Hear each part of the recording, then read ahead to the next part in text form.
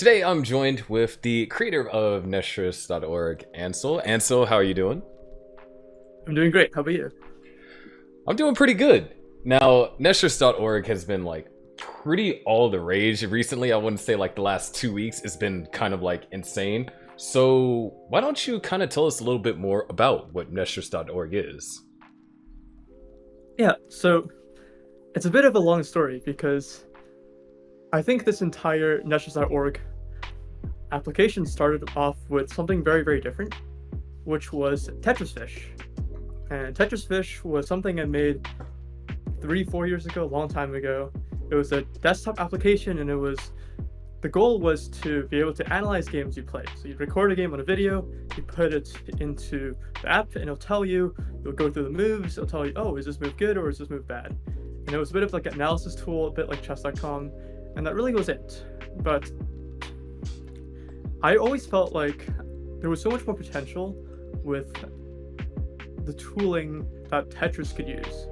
Because if you look at games like chess, there's so many resources out there. You can play chess online, you can look at your past chess games, you can play against other people, you can use your stock analysis to kind of go through chess moves, and you can do stuff like chess puzzles. And chess really got so popular over the pandemic from all the Twitch streamers and from all the online community that really allowed people to kind of play chess and do anything related to chess in a few clicks. So I kind of got a lot of inspiration for that, and I realized, wow, Tetris is not really having anything like that. There's stuff like modern Tetris, being able to play online, but not much for classic Tetris. And so that really got me thinking, and I think 2023 CTWC, that's when I had the idea of making this Tetris Fish, this analysis tool, something that was in the browser as opposed to a desktop application. Because desktop applications have a bit of an entry barrier. You have to first find the download link, you have to download it, and then you have to actually import video and then start running the program. There's a whole process here. And the nice thing about websites is you give a website link and then someone can immediately click on the website and start doing things. And the second best thing about websites is you can do so much more with connecting everyone together. Because not only is it like a desktop application you're running on some random computer, you can now connect people around the world by having them log into a website which can store data and can persist across millions of people connecting around the world. And so the possibilities immediately become endless. But back then, I really was still pushing the idea of mostly analysis, which was to help people get better at Tetris with stacking. And so there's this AI called StackRabbit, which Greg made, and it's an amazing AI. I think the best AI, debatable, but one of the best AIs for Tetris currently. And so it's amazing. Definitely go check it out. And that's what Tetris Fish was based off of. It would take all the piece placements from video, and then it would analyze it through the AI, and then there'd be some sort of UI to be able to kind of go through each of these placements and give you advice for how to improve. So Tetris Fish on the desktop required you to import a video. I kind of wanted to kind of modernize a little bit with the web-based Tetris Fish, which was allow you to play games and get real-time analysis. Because if you can hook your CRT or your emulator up and video capture that into the browser, then the browser could read those frames in real time and then send data over to StackRabbit in real time, and then you also get analysis all in real time. Which means that if you were to start playing a game, you'd immediately start seeing how your placements went, or how good your placements were, and then what your accuracy score was looking like. And then once you finish the game, you can immediately start reviewing the game without having to wait for all the video to process or anything like that. And this also allowed for the idea for a leaderboard, because people could compete to have higher accuracy scores in Tetris Fish. So it was mostly done by, I think, last year or 2 years ago, but it never really got the popularity I wanted it to have. I was really hoping that Tetris Fish would be the new tool that everyone would start using as the new way to play Tetris, because you get instant feedback. But what I quickly realized is Tetris Fish had so many issues, because number one, you have to really have some finicky OCR setup where you have to import your video source and then calibrate it, and then you have to do that every single time you played a game. So that was pretty annoying. And two, accuracy isn't really the most important thing you can learn anyways. I had this idea where people could track their accuracies by comparing their placement evaluations with stack rapid evaluations. That would give you this fancy number, which was like 97% accuracy, which I thought would be really, really incentivizing to work towards. But at the end of the day, it kind of gets stale because people care about playing Tetris, and accuracy is secondary. People want to get high scores. Scores really are the ultimate metric to go for, and Tetris Fish didn't really give that. There was way too much focus on stack rep and way too much focus on analysis and accuracy and stacking. And I had to think a bit broader. How can I attract people to use some sort of software like Tetris Fish? And what incentives really would motivate a much larger group of people to use software like this? What I realized is people just want to play Tetris. At its core, I needed to build a website which was structured around Tetris and playing Tetris together. Because doing something with people is almost always more fun than doing it alone. If you were to play Tetris, Tetris is mostly a solo player game, and so you can play on your console, and then you can remember your high scores in your head, and then you can stop playing. But I wanted to bring this to the larger community. I wanted for people to be able to play Tetris against each other, and maybe have something like chess.com. I think chess.com is a great model because you match with random people based on your skill level, and as you play better and better, your elo rises up, so you match against harder people, and then you can see yourself in the leaderboards. And there's so many other fancy features which are fun, like chess puzzles and chess analysis and all those things, but they're all secondary. The main thing here is the ability to play chess with people around the world, anytime you want, and accessible to anyone in the world. That was really the key. And that's what I realized Neshers.org needed to be. So that's when I pivoted from Tetris Fish, which I really called the analysis tool, to Neshers.org, which is a platform to play Tetris. And so that's really what I set out to build. Neshers.org's intention is to build something that people can play Tetris around the world with no entry barrier. That is something that incentivizes to keep playing more and more, and that you can connect people, you can do all the fun things like analyze games and play against maybe bot opponents, things like that. But at its core, it's to connect people. And so one of the cool things that I also wanted to add to Neshers.org was puzzles. So chess.com has these puzzles where it gives you these cool positions with one right answer, and then you try to solve the position, and if you get it, you get your increased puzzle elo, which gives you harder puzzles. And Tetris in itself is also a puzzle game, so I really thought, could we apply this into Tetris? Could we have Tetris puzzles? If you can give different positions to players with one clear best move, players could try different moves and see if they can get the correct one, and then perhaps advance in puzzle elo that way. And that's kind of how Neshers.org puzzles came about. In the beginning, it was quite difficult because puzzles have an invariant where there is one correct answer. In a game like chess, there clearly can't be. Right? If you have a mate in 1 or mate in 3, or you're winning material at the end, it's pretty obvious. But Tetris is a bit different because it's a non-deterministic game. At the end of the day, you've got randomized 7 pieces, and you don't know what piece combinations you'll get, which means that it becomes a lot more subjective what the best move is. And specifically, it depends a lot on aggression. If you get a game of like purely SC's sequence all over again, you're gonna die immediately, or rather, you're gonna die. There's some proof somewhere where you'll die with some piece sequences. There are some non-survivable piece sequences. On the other hand, you can get really, really nice piece sequences where you get long bars all the time, and so you can play very aggressive, stack really high, and then at the same time not risk death. So the idea is, based on the RNG of Tetris, how aggressive you play is a bit subjective. You can choose to play more aggressive and take more risks, or you can choose to play safer. And so with puzzles, this becomes a little more difficult because some moves are like the safer best move and some moves are the aggressive best move. And so one of the challenges I faced with puzzles was I still want to enforce this invariant where there's one correct move. But now there's this like roadblock where there is like really isn't one correct move. In the strictest sense, you can't have a binary correct, incorrect classification puzzles. But there's a few ways around that. The goal for puzzles was to try to pick puzzles where the aggressive correct move and the safe correct move were the same. And so if I can factor out aggression as much as possible, then I can try to make the puzzle correct solution as objective as possible. Low-key, you answered like 4 of my questions just right off the bat. I shouldn't have answered so. That was my bad. No, you're fine. You're fine.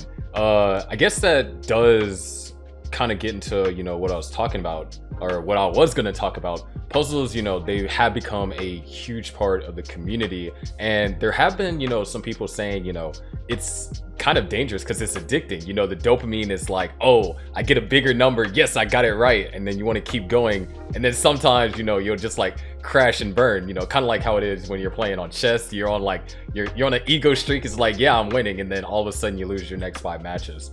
So you, as the developer of the puzzles, what would you say is the best approach to using puzzles to get better? Yeah, that's a really great question. And I think it's a really important one because it kind of gets to the heart of why should people play puzzles. So I think with a mechanic like puzzles, there's always like 2 facets to it. There's the having fun part and there's the educational part. And this is something I kind of work on balancing for multiple features in Netshers.org.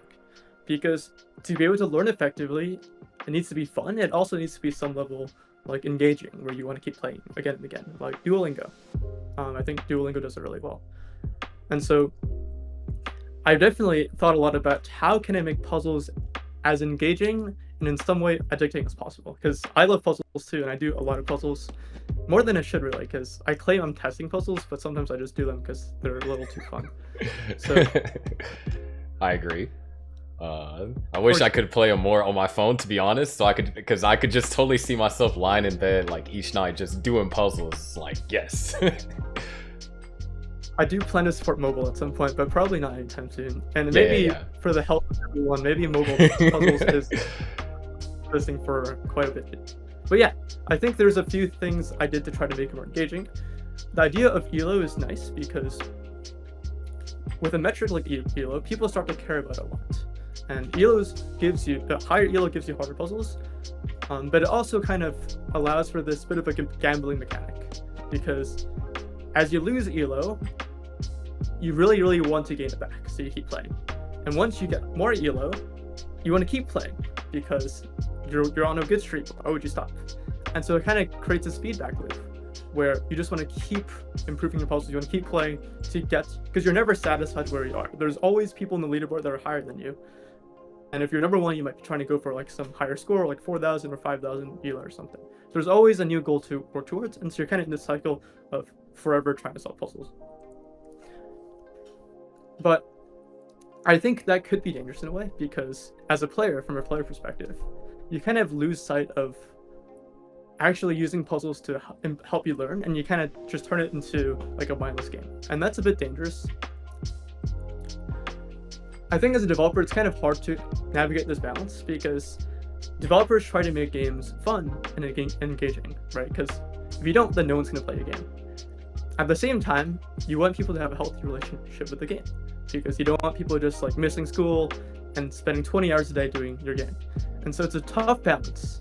And at some point, it's not really possible to regulate for the developer, because you can't really control how people use the tool. You can only just try to improve the experience of the tool itself and make sure there's no like terrible mechanic that like lets you lose all your progress if you don't log in every day. Like that type of thing is pretty bad. I think that's a bit abusive. But I think for players, the advice for puzzles really is to try to use it like a training tool, because that's at its core what it is. And when you're trying to solve puzzles, you can have up to 30 seconds to solve it. And so you can either solve it really quickly, or you can like take the full 30 seconds and really try to think every possibility. For me, the best way I learn from puzzles is to really take a lot of time and try to calculate different possibilities, because my goal as a puzzler, as a user, is to try to learn fundamental stacking and improve my stacking concepts. Like, is building on the left always the best idea? Do I need to focus on accommodation more? Like, fine-tuning these weights in my brain for how I evaluate positions is a great way to approach puzzles. And so I take a lot of time to really try to understand at the highest level, how do you stack properly?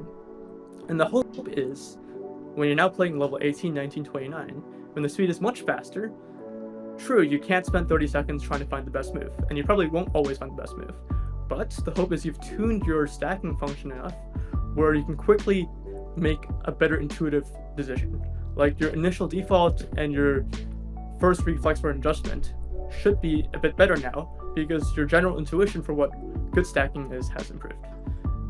And so taking like 10 seconds or so, 20 seconds solving a puzzle, I think that's the best way to do it.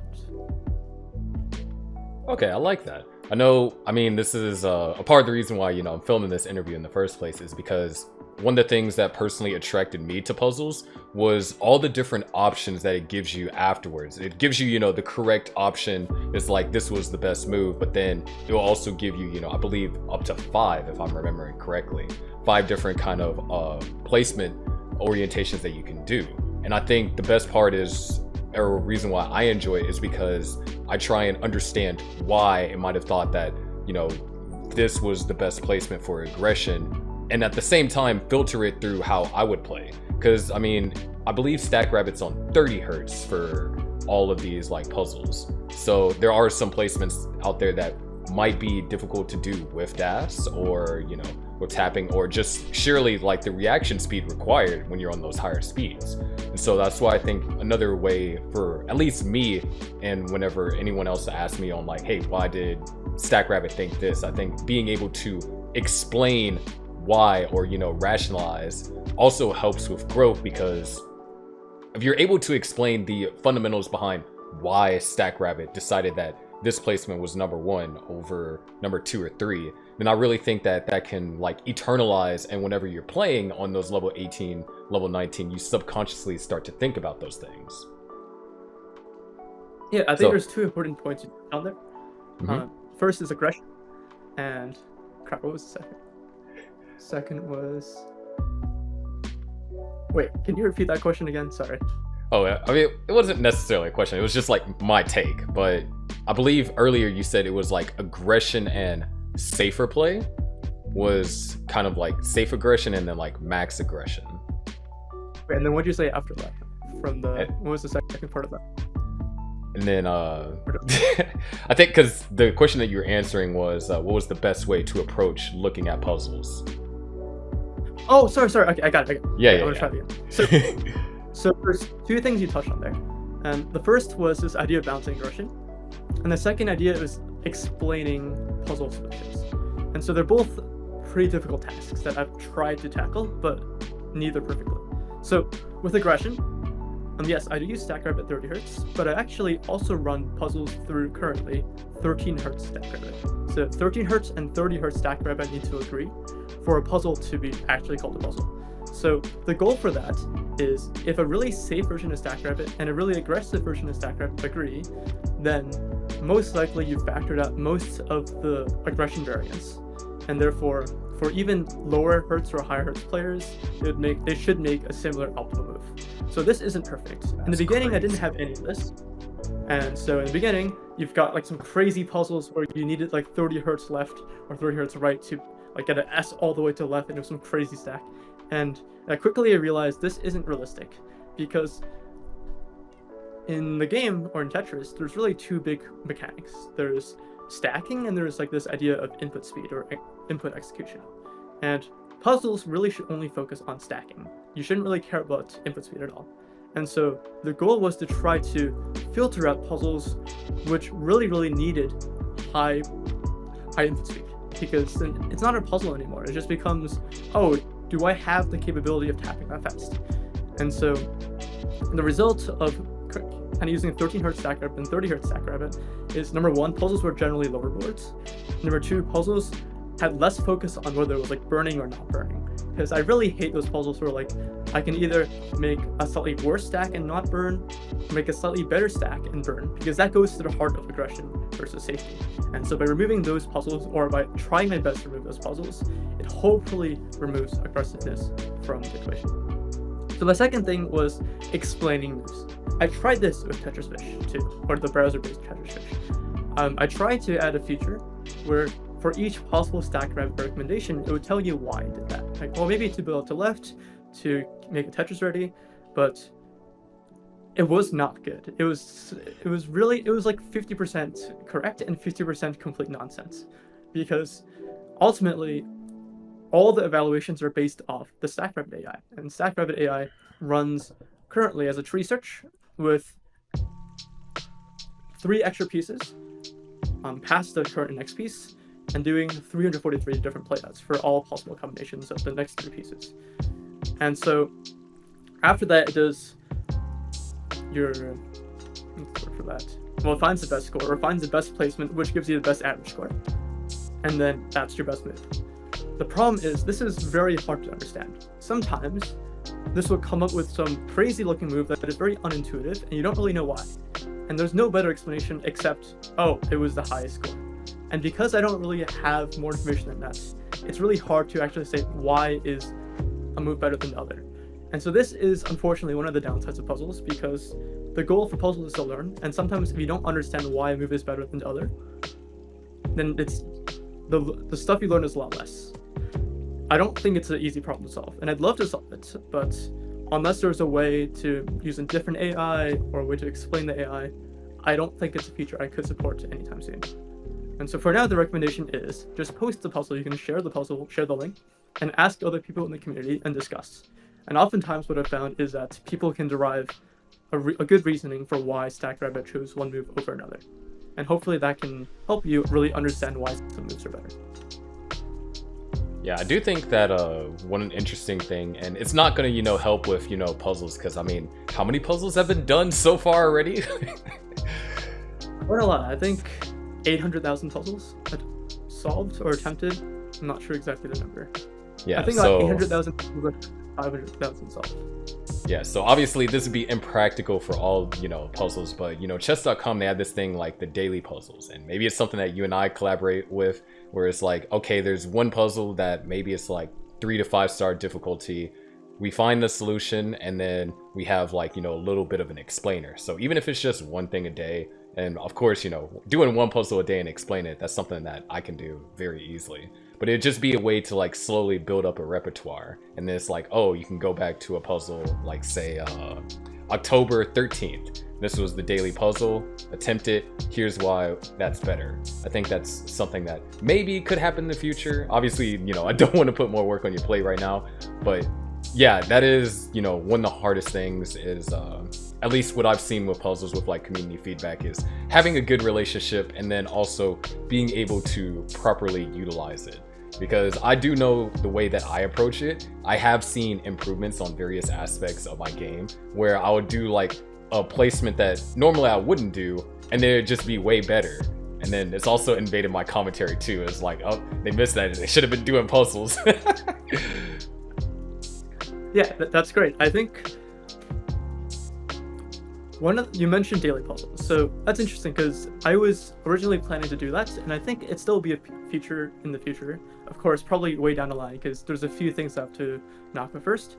But the core idea really goes to being able to explain puzzle solutions. And one of the other features I really want to add soon is this idea of lessons. So chess.com has lessons where it kind of walks you through one topic or one concept or something like that. Like, oh, here are diagonals, or here's like how you play a closed position, or so on.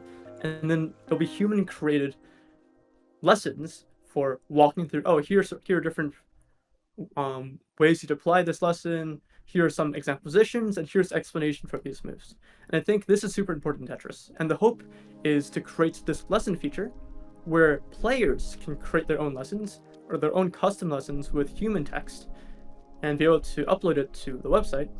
And then newer players can go through these lessons and really, really get a deeper understanding of different stacking principles, because now there is human input behind the scenes. Yeah, I think that would be like a phenomenal feature, because now we gotten to the point to where the skill ceiling of all play styles basically is absolutely ridiculous. And outside of the mechanics are obviously going to take a long time, but what puzzles and eventually these lessons and stuff are going to help players get those more so technical aspects down. Because mechanics, they'll just take time, rolling, dash, tapping, whatever you do, it'll take time to get used to. But in the meantime, if you're able to build up a good level of technical skill, then you could see improvement faster. And I think in terms of like my personal journey, that's why I improved as fast as I did, because the 2 months before I even touched the game, I was studying Jonas and Joseph, who at the time, who I deemed were the 2 best stackers. And so I think whenever these lessons, whether it be, made by people or, these small little things, I think that would be like phenomenal and just helping people get better at the game a lot quicker. Because from, joining the game to becoming a world championship contender, there is such a long path. But that does lead me into my next question, and I think we're getting down to our last 2. What are some future plans that you have for Neshers.org? We talked a bit about puzzles, we talked a bit about lessons, but anything else that you have planned in the future, whether far or near? By far, the biggest feature that I hope to release in the next few months is multiplayer ranked Tetris. You can click a button, it'll take you to a multiplayer lobby, and you'll spin and you'll match against a random player with your skill level, and then you'll have a best of 2 match probably. And then if you win the match, you'll get ELO, and if you lose the match, you'll lose ELO, and then you spin again. And the hope is, as you get better, you get a higher and higher ELO, and you match against harder and harder players. And so this is reminiscent of like chess.com. I think Tetris also does this. And I think that would be the number one that sets apart Neshers.org to everything else. Especially because you can play directly in the browser without needing a CRT. Anyone who has even never had any Tetris experience or Tetris equipment can just go to websites and play other people. And I really hope that this will revolutionize the Tetris landscape. It's a really hard technical problem, and there's a few things that I need to solve first to make it happen, but I'm making a lot of progress, and I hope to get there soon.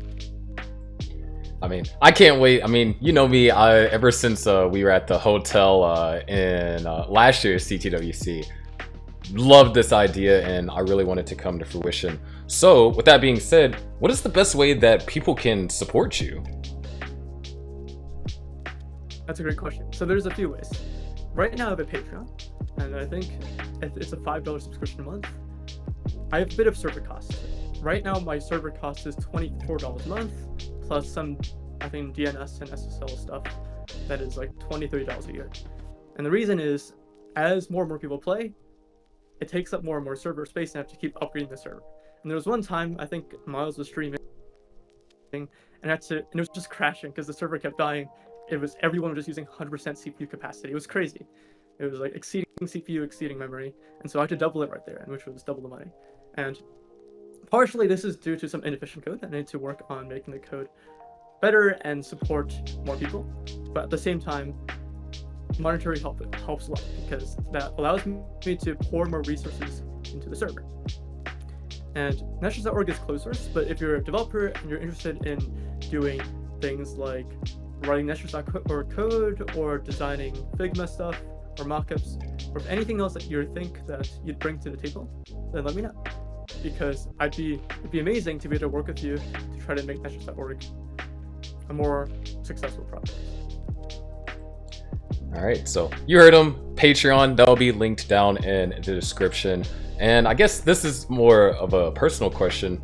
What do you think about coming back, like, say, giving like monthly updates on how Neshers.org is going? Because I'm down to, film videos. I mean, after this, I'm going to start filming the more puzzle, like diving into puzzles, even if it's just like 5 puzzles in a video, just going through the options, explaining why, which is better. So what do you think about coming back on this, maybe, bi-weekly or a monthly basis, and talking about what's going on with Neshers.org or Neshers.org?